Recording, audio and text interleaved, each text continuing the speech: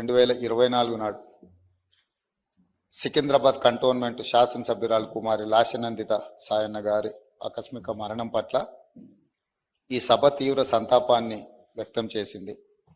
ఇలాంటి బాధాకరమైన తీర్మానం నేను ప్రవేశపెట్టాల్సి వచ్చినందుకు నేను చింతిస్తున్నాను. కుమారి లాస్యనందిత నాన్నగారైన కీర్తిశేషులు సాయన్న గారు నాకు అత్యంత సన్నిహితులు, ఆప్తులు.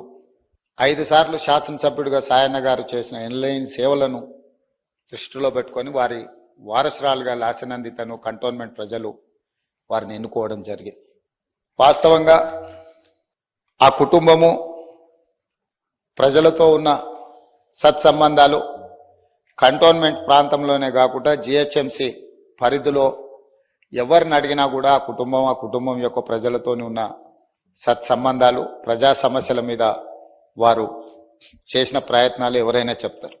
ఆ కంటోన్మెంట్ ప్రాంత ప్రజలకు న్యాయం జరుగుతుంది, మేలు జరుగుతుంది అని చెప్పి వారు పరితపించారు. కానీ దురదృష్టవశాత్తు ఎలివేటెడ్ కారిడార్ల అనుమతి, అదేవిధంగా కంటోన్మెంట్ ప్రాంతాన్ని జిహెచ్ఎంసిలో కలపడానికి అనుమతి వచ్చే సమయానికి వారు లేరు.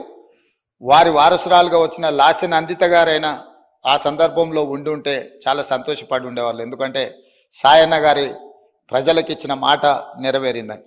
కానీ దురదృష్టవశాత్తు లాస్యనందిత గారు కూడా ఈ కంటోన్మెంటు అత్యంత కీలకమైన సమస్యల పరిష్కార సమయంలో వారు మన మధ్యత లేకపోవడం బాధాకరమైన విషయం.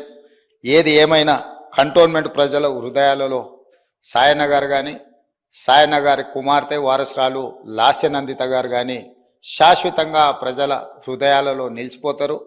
తప్పకుండా వారు ఏదైతే ఆలోచనతోని, ఏదైతే ప్రాంత ప్రజలకు సేవ చేయాలన్న ఆలోచన ఉన్నదో, మిగిలిపోయిన పనులు ఉన్నాయో అవన్నీ ప్రభుత్వం తప్పకుండా పూర్తి చేస్తుంది.